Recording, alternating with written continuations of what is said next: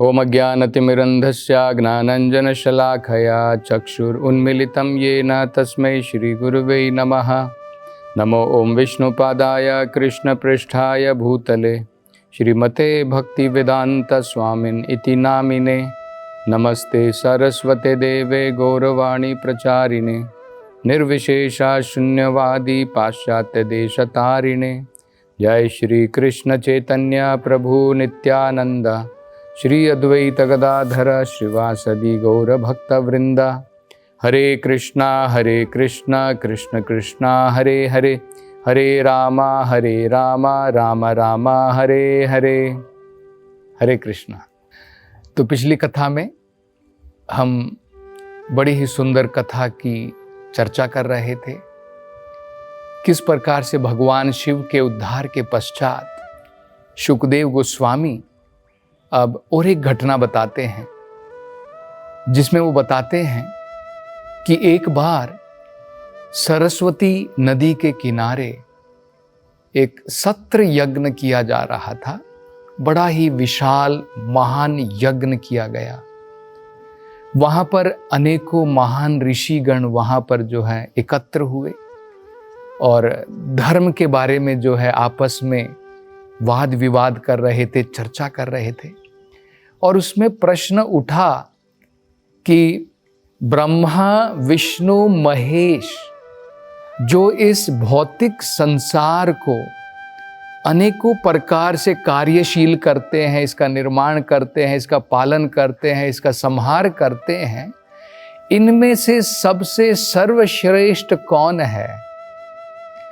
तो अनेकों प्रकार के वहाँ पर वाद विवाद हुए और जब उसका कोई फल नहीं निकला, उसका कोई निष्कर्ष नहीं निकला, तब भृगु मुनि जो ब्रह्मा जी के पुत्र हैं, उनको जो है नियुक्त किया गया ये पता लगाने के लिए, ये परीक्षा लेने के लिए कि इन तीनों में से सबसे महान, सबसे श्रेष्ठ कौन है।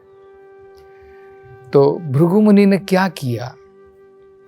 सबसे पहले वो अपने पिता के लोक में गए, ब्रह्मा लोक में गए, वहां पर उन्होंने प्रवेश किया और योजना के अनुसार उन्होंने क्या किया? ब्रह्मा जी अपने सिंहासन पर बैठे हुए थे और ब्रह्मा जी की उनका जो स्थान है वो इनसे श्रेष्ठ स्थान है, क्योंकि वो उनके पिता के समान है। और पिता का आदर करना, गुरु का आदर करना, ये पुत्र का और शिष्य का अत्यंत महत्वपूर्ण कर्तव्य है। अपने पिता का आदर करना और गुरु का आदर करना। लेकिन योजना के अनुसार जानबूझ करके भृगु मुनि ने क्या किया? उन्होंने उनका कोई भी जो है आदर नहीं किया। ना उनके विषय में कुछ प्रार्थनाएं की, ना उन्होंने उनको प्रणाम किया। मतलब एक प्रकार से मन के द्वारा, अपने कार्यों के द्वारा उन्होंने जो है ब्रह्मा जी का अपमान किया। तो जब ब्रह्मा जी ने देखा कि मेरा स्वयं जो पुत्र है इतना धूर्त है कि पिताजी का सम्मान किस प्रकार से किया जाए, उसको ये ज्ञान भी नहीं है, ना मेरा सम्मान किया, ना मेरी स्तुति की, तो ब्रह्मा जी को तुरंत जो है गुस्सा आ गया, उनको क्रोध आ गया। क्रोध एक प्रकार से रजोगुण के प्रभाव से होता है और ब्रह्मा जी जो हैं वो रजोगुण के द्वारा ही सृष्टि का निर्माण करते हैं। तो रजोगुण के प्रभाव के कारण ब्रह्मा जी जो है अत्यंत क्रोधित हो गए। लेकिन फिर उन्होंने विचार किया कि ये मेरा पुत्र है, मैं अगर चाहूं तो इसे जो है एक प्रकार से शाप कर सकता हूं, उसे शाप दे सकता हूं। लेकिन क्योंकि ये मेरा पुत्र है, अपनी बुद्धि के द्वारा उन्होंने सोचा और उन्हें जो है क्षमा कर दिया और उसके बारे में विचार नहीं किया। लेकिन वो क्रोधित थे। तो भृगु मुनि जो है ये देखना चाहते थे कि ब्रह्मा जी जो है क्या वो क्रोधित होंगे? क्या उनके ऊपर रजोगुण का प्रभाव पड़ेगा? क्या उनके अंदर में पूर्ण सत्व गुण है? इन तीनों में से कौन पूर्ण रूप से सत्व गुण में है, वो ये जो है देखना चाहते थे। तो उन्होंने देखा कि जो वो परीक्षा लेना चाहते थे, ब्रह्मा जी जो है उसमें सफल नहीं हो पाए। वो क्रोधित हो गए और असंतुष्ट थे, क्योंकि भृगु मुनि ने एक प्रकार से मानसिक रूप से उनका अपमान किया था। अब अगले जो है भृगु मुनि ब्रह्मलोक से निकले और सीधा कैलाश को पहुंच गए। कैलाश पर पहुंचने के बाद में शिवजी जो हैं, जो कैलाश पर्वत में रहते हैं, वो उनके भाई के समान हैं, क्योंकि शिवजी भी ब्रह्मा जी के ही पुत्र हैं। तो शिवजी जो है बड़े प्रसन्न हो गए कि भृगु मुनि मेरे भाई जो है, मेरे भ्राता, मुझसे मिलने के लिए यहाँ पर कैलाश पर्वत में आए हैं। तो तुरंत वो अपने स्थान से खड़े हुए और भृगु मुनि को जो है गले लगाना चाहते थे, उनका आलिंगन करना चाहते थे। लेकिन योजना के अनुसार भृगु मुनि ने क्या किया, पहले स्थान पर जब वो ब्रह्मा के लोक में गए थे, वहां पर मानसिकता, मन के द्वारा जो है एक प्रकार से उनका अपमान किया था ब्रह्मा जी का। यहां पर उन्होंने जो है वचनों के द्वारा अपमान प्रारंभ किया। तो उन्होंने शिवजी से कहा कि तुम मुझे भाई के रूप में क्यों देखते हो और मेरा आलिंगन मत करो।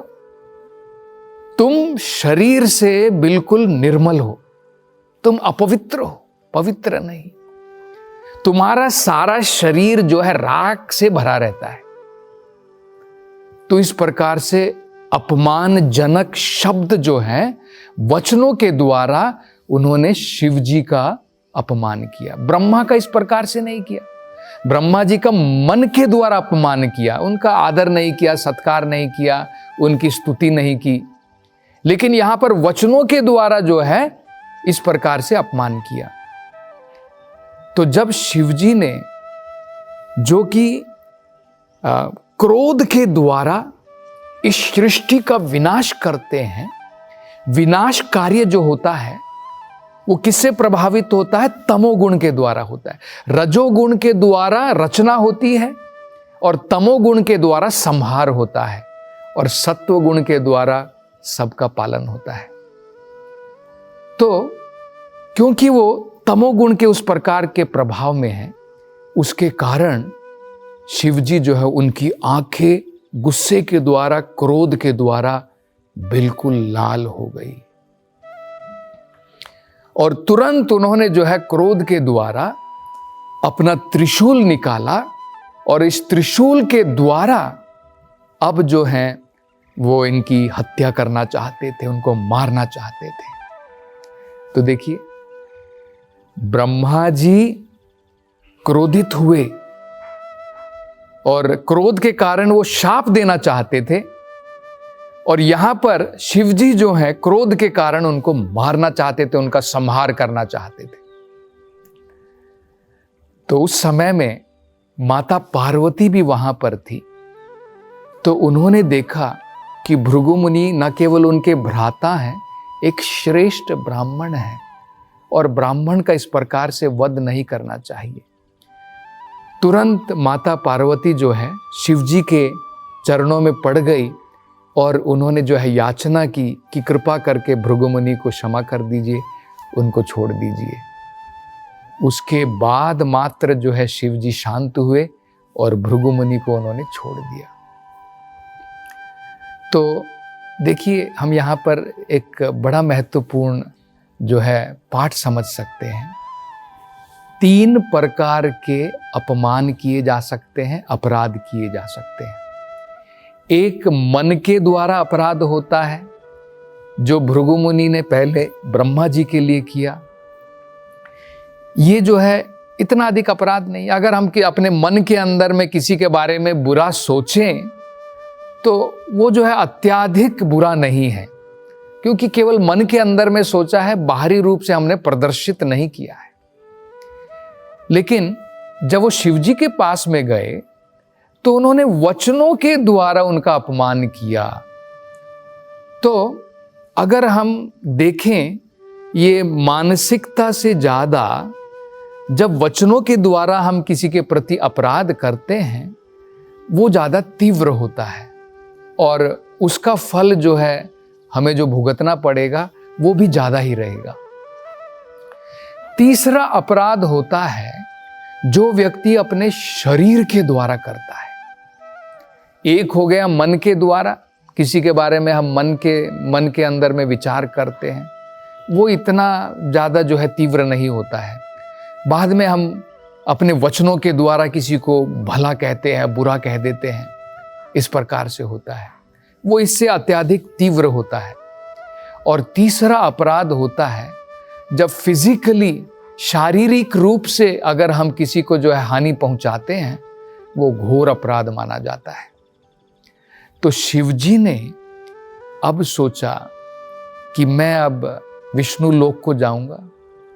तो अब वो जो है श्वेत द्वीप में, वहाँ पर वैकुंठ लोक में वहाँ पर गए और वहाँ पर भगवान जो है अपने फूलों के बिस्तर के ऊपर भगवान जो है वहाँ पर लेटे हुए थे, आराम कर रहे थे।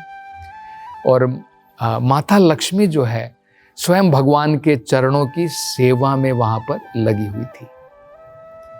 तो अब भृगु मुनि जो है अपनी योजना के अनुसार अब तीसरा अपराध करना चाहते थे, जो अत्यंत घोर अपराध था। पहला अपराध छोटा अपराध था, दूसरा अपराध थोड़ा बड़ा था, थोड़ा तीव्र था। अब ये जो तीसरा अपराध करने वाले थे, ये तो घोर अपराध था। उन्होंने क्या किया कि भगवान विष्णु वहाँ पर लेटे हुए थे और जैसे ही भगवान विष्णु ने देखा कि भृगु मुनि जो है वहाँ पर प्रवेश कर रहे हैं, भगवान वहाँ से उठे और उनके स्वागत करने के लिए वहाँ पर जा ही रहे थे। माता लक्ष्मी वहीं पर साथ में बैठी हुई हैं और भृगु मुनि ने अपनी लात के द्वारा भगवान की छाती के ऊपर वार किया। क्या हम इसका विचार भी कर सकते हैं? कितना घोर अपराध! क्या हम हमारी जो पांव जो होते हैं वो हमारे सारे शरीर में सबसे निम्न माने जाते हैं, इसलिए हम पांव को भी धो करके मंदिरों में जाते हैं। इस निम्न प्रकार के पांव के द्वारा हम जो अपना सबसे उच्च मानते हैं, अपना शीश जो होता है, सिर, वो हम मंदिरों में जाकर के भगवान के प्रति झुकाते हैं। कोई व्यक्ति भगवान की तरफ पैर करके बैठता भी नहीं है, वो भी अपराध है। हम मंदिर में भगवान की तरफ पांव करके नहीं बैठते हैं, सर झुकाते हैं भगवान के सामने। लेकिन यहां पर हम देख सकते हैं कितना बड़ा घोर अपराध जो है भृगु मुनि ने वहां पर किया। तुरंत जो है उन्होंने अपनी लात के द्वारा, अपने पांव के द्वारा भगवान विष्णु की छाती के ऊपर उन्होंने लात मारी। लेकिन उसके बावजूद भी भगवान विष्णु जो है क्रोधित नहीं हुए। और माता लक्ष्मी जो वहां पर बैठी हुई थी, क्योंकि वो इस अपराध को नहीं देख सकी कि किस प्रकार से भृगु मुनि जो है उन्होंने अपने पांव के द्वारा भगवान का घोर अपराध किया है। भगवान न केवल क्रोधित भी नहीं हुए, भगवान ने तुरंत जो है भृगु मुनि को क्षमा भी कर दिया। भगवान क्रोधित भी नहीं हुए, क्षमा भी कर दिया, क्योंकि भगवान जो है ब्राह्मणों का सम्मान करते हैं।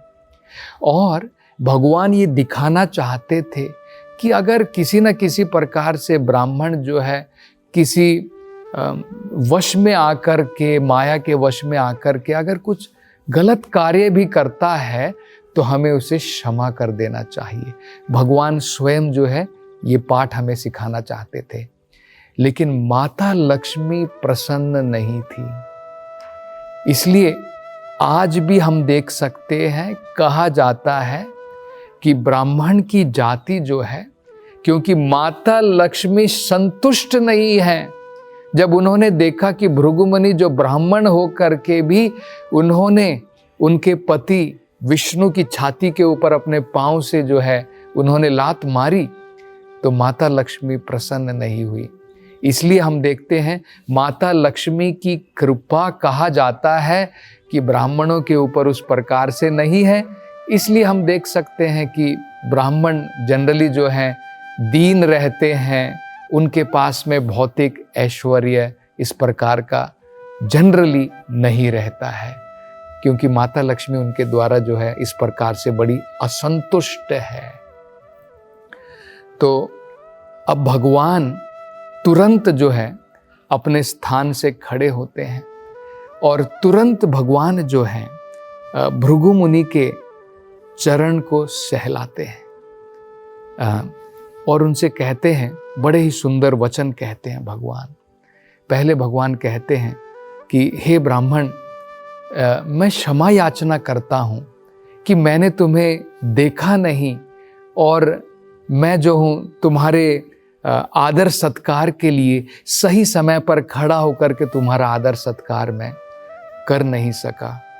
और मुझे लगता है कि मेरी छाती बड़ी कठोर है और तुम्हारे पाँव जो हैं बड़े ही कोमल हैं, और मुझे लगता है क्योंकि तुमने मेरी छाती के ऊपर लात मारी जो बड़ी कठोर है, उसके कारण तुम्हारे पाँव जो हैं उसमें चोट जरूर लगी होगी। और भगवान जो है उसको सहला रहे हैं। हम भगवान की कृपा को देख सकते हैं। तो आगे ये कथा अब किस प्रकार से चलेगी, भगवान और क्या करेंगे, इसकी चर्चा अब हम अगली कथा में करेंगे। हरे कृष्ण।